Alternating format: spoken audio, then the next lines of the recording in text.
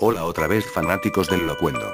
Soy el Megaprofeta 2012 y como no encontraba un maldito tema del cual hablar ya que aquí en el YouTube esos temas están regastados, pero encontré algo que os creo que será interesante.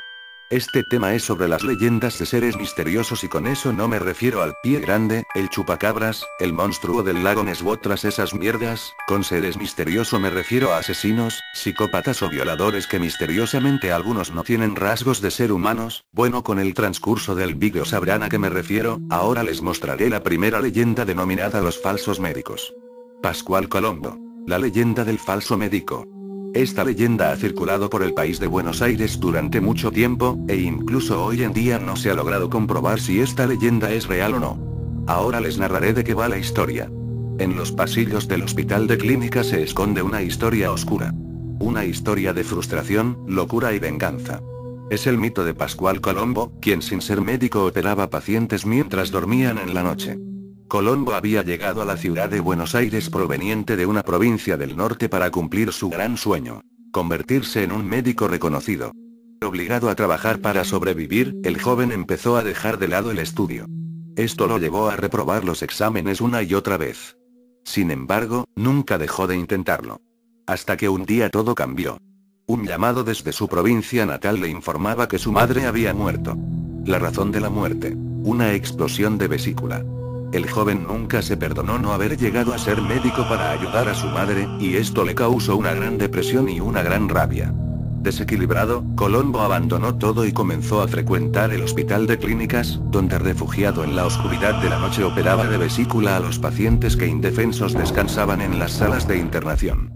Según en algunas fuentes del internet se había llegado a un caso como este en el que algunos pacientes de ciertas clínicas del país representaban problemas en la vesícula. Algunos de los médicos del lugar ya empezaban a especular que era obra de este monstruo trastornado de Pascual Colombo, quien vestía como un médico siniestro y escabullido en los hospitales había operado a los pacientes que en algunos casos representaban grandes problemas en la vesícula. En algunos casos de la leyenda hubieron algunos en que la gente del hospital moría de extraña forma, ya que algunos, y como era de esperarse, tenían problemas de la vesícula.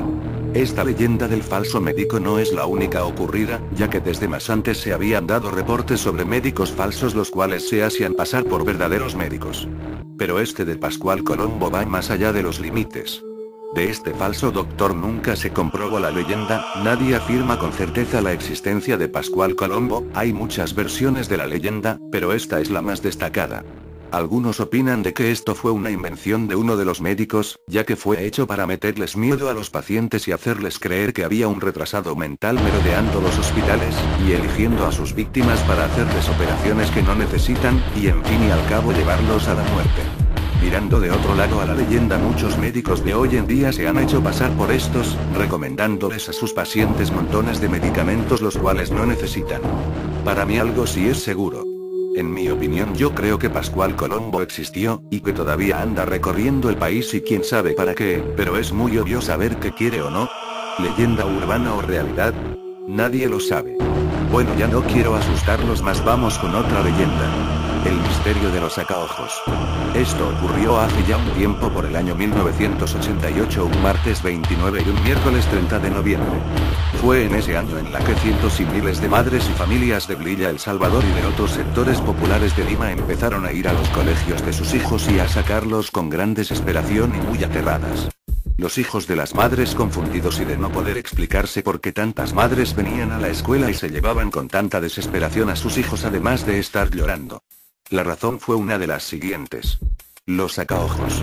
Así es, muchos de los niños de diferentes partes del país estaban desapareciendo, ya que eran secuestrados por los sacaojos, los cuales eran unos extranjeros del país o unos médicos que llevaban puesta una máscara o bolsa en la cabeza, pero lo cierto era que estos pendejazos iban en un auto secuestrando a los niños y llevándolos a un bosque en las afueras de la ciudad donde, horriblemente, les sacaban los órganos y principalmente, los ojos. Hay veces en las que los niños secuestrados eran encontrados vivos, pero estos estaban sin ojos y con una toalla envuelta en la cabeza, además de que los sujetos le dejaban una cierta cantidad de dinero y una carta de agradecimiento al niño en los bolsillos. Se consignan hasta 2 intentos, felizmente solo intentos de linchamiento de sacaojos. Un grupo de franceses que fueron encontrados por los vecinos del asentamiento humano José Carlos Mariátegui cuando recorrían su localidad en una especie de turismo social, y un grupo de médicos del Instituto de Investigación Nutricional, ONG, que capacita a pobladores como promotores de salud, en el pueblo joven Atusparía, alturas de Canto Grande. Pero, aunque el mayor pánico por los sacaojos fue en pueblos jóvenes y asentamientos humanos, en realidad el miedo recorrió toda la ciudad. Secretarias, estudiantes universitarios y demás miembros de las clases medias contaban casos verídicos de sus vecinos o de personas cercanas a sus familiares que habían sufrido o que por lo menos habían visto niños sin ojos o velorios de niños sin ojos. Interrogados muchos vecinos sobre la finalidad que perseguían estos crímenes, las respuestas coincidían en señalar la existencia de un clandestino mercado de órganos a nivel internacional. Los ojos de los niños son más sanos, por eso sirven para los trasplantes y pagan en dólares por ellos, decía la gente. Algunos, los menos, no dudaron en relacionar al gobierno con esta operación y vincularla con el pago de la deuda externa. La verdad que en el momento que las autoridades querían demostrar los hechos, las gentes de los pueblos no remitían pruebas contundentes ni esos posibles niños sin ojos, no así la leyenda urbana se extendió por algunos de los otros países como Ecuador y Colombia. Ah, qué boludeces, ¿no? Bueno, pasemos a la última. La pelada de la cañada.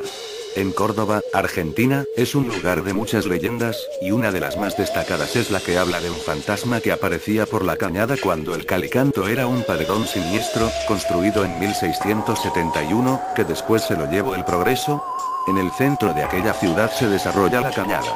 Esta es un arroyo que baja desde las Sierras Chicas, y que fue encauzado por el medio de un canal, hasta volcar sus aguas definitivamente en el río Primero, también llamado río Suquía. El lugar elegido por la pelada para sus apariciones era el Vado de la Cañada, en las proximidades de las actuales calles Duarte Quirós y BV San Juan. Allí salía al encuentro de los trasnochados con un extraño llanto de niña y su manto negro cubriéndole la cara. Al acercarse al desprevenido transeúnte, los espantaba descubriendo el manto y mostrando su cara de calavera, extraído del libro sobre mitos, leyendas y personajes de Córdoba, de Sergio O. Avedano. La cañada era el reino de esta insignificante aparición.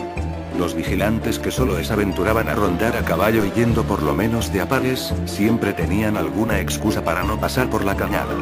Las mujeres que iban a misa del alba, para no tropezarse con la pelada, daban un largo rodeo y asimismo iban, como quien dice, con el Jesús en la boca.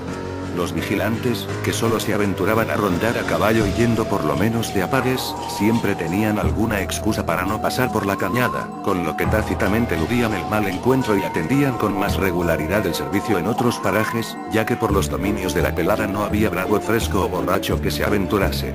Los sábados se completaban partidas de 10 o 12 muchachos de pelo en pecho para dar con la pelada. Llegaba y se dispersaban y el programa se difería para mejor ocasión. Los pocos vecinos que tenían sus ranchos en la costa de la cañada se encerraban a piedra y lodo, apenas las campanas de Santo Domingo tocaban como acostumbraban a hacerlo a las 8 en invierno. En verano, o se olvidaban los vecinos a acordarse de ella como no fuera en noches de tormenta cuando la oscuridad hiciera posible la aparición de este engendro. ¿Cómo desapareció de la cañada? Nunca se ha sabido, pero lo cierto es que durante 5 o 6 años la pelada fue zozobra de cuántas personas tenían que ir y volver de noche por la cañada. El 1 de enero de 1926, el clima de los alrededores de la cañada en tiempos del aparecido más mentado de todos los que tuvo Córdoba. Según Azor Grimaud, en su libro Duendes de Córdoba, la pelada apareció bajo dos imágenes distintas. Si bien ambas frecuentaban el antiguo cauce de la cañada, desde el Pueblo Nuevo, hoy parte de Güemes, hasta la calle 27 de Abril, los relatos de la gente que se refería a la pelada permitieron identificarlas. Una de ellas se la conocía como un bulto de baja estatura, vestida de luto, con un manto que cubría su cabeza y ocultaba su rostro. Se aparecía por las noches en el Calicanto. Menudita y con aspecto joven, surgía imprevistamente y acompañada al transeúnte en su trayecto. El fantasma lloraba mientras seguía el paso del caminante, y si éste intentaba mirar su cara o acercarse para conocerlo, la pelada desaparecía sin dejar rastros. Cuenta Grimaud que si estaba cerca de algunos de los faroles que iluminaban el cruce de San Juan y Belgrano, esta extraña aparición se quitaba el velo y ponía al descubierto su rostro cadavérico y cabeza rasurada, característica esta última que le dio el nombre al fantasma. La pelada. Solo se aparecía ante hombres solos, sobre todo trasnochadores o calaveras, jugadores y gente de mala vida. Cuando los veía llegar, cantaba un enigmático estribillo. Kiko, llámalo a Perico. Caco, llámalo a Don Marcos. Esta versión dice que el fantasma era triste, pues lloraba y se quejaba continuamente, tanto que muchas mujeres le dieron la calificación de alma en pena. La otra versión indica que solía alejarse de la cañada y confundirse entre las ancianas que se dirigían hacia la misa de la Compañía de Jesús, donde las asustaba y luego les robaba los rosarios y libros de oraciones, y ante el intento de acercársele, huía velozmente. También hay quien ha señalado que no era exactamente pelada, sino que llevaba el pelo muy corto, algo muy extraño en las mujeres de la época. Cierta vez, 4 muchachos del barrio El Abrojal la siguieron hasta atraparla y descubrieron que era un peluquero del barrio, pero este dijo a la policía que no era la auténtica pelada sino solo un bromista ocasional. Dicen que la pelada desapareció a principios del siglo XX y, con respecto a tan repentina despedida, la gente solía fantasear que se debía a la mejora del alumbrado o a las oraciones que le dedicaban para que pudiera salir del purgatorio y dejar de andar penando. Pero no ocurrió ya nada, desapareció, sin explicación, o aunque algunos dicen que podría seguir atrapada en ese purgatorio. Bueno, aquí acaba el vídeo ya que no me di cuenta que era tan largo el puto vídeo. Aún son muchos más de estos seres extraños, pero puse los que más me llamaron la atención. Espero les haya gustado el vídeo y suscríbanse, comenten y puntúen si quieren. Se despide el Megaprofeta 2012, adiós amigos.